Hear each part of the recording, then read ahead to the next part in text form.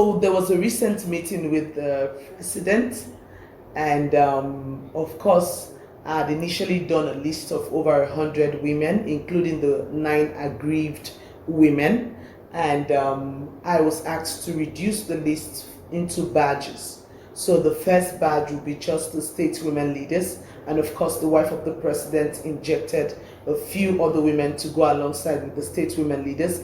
The next badge was supposed to be the legislative arm and the 9 women who are aggrieved.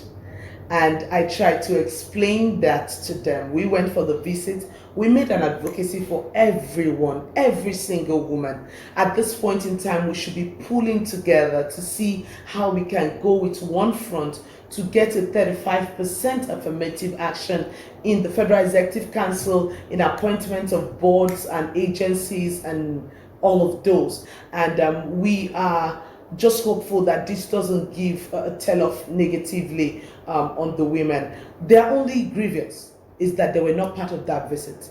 There were several other women that worked 100 times harder that were not in that room. But the president has said, I run an open door policy, and I'm happy to take you in badges. And they were the next on the line.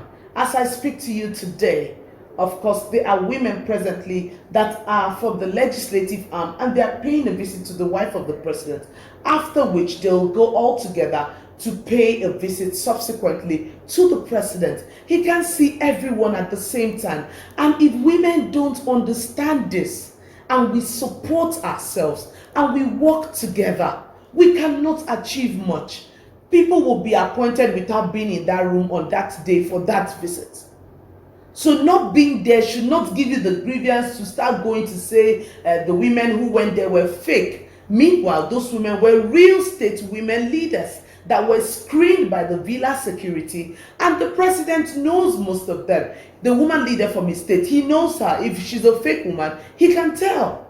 So when you go putting fallacies out there just because you were not part of one meeting, that they have plans to have you come in subsequently. Could it be exactly, it's really sad. Not proper communication?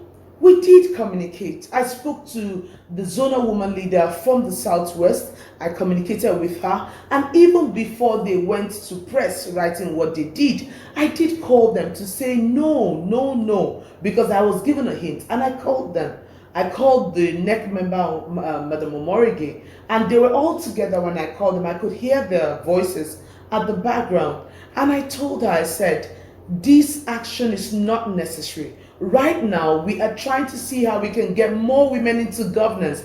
The minute they see that there is a division, they would capitalize on it. Men will naturally capitalize on it and say, no, no, no, I should be the one to represent my state, right? And then you have more men, and again, we don't meet the 35% affirmative action. We're fighting hard. And then we are fighting hard to make sure that this, so you see that at the end of the day, they become the losers, right? The next badge, which will even be fewer and will give you more personal touch with Mr. President, is in the next week.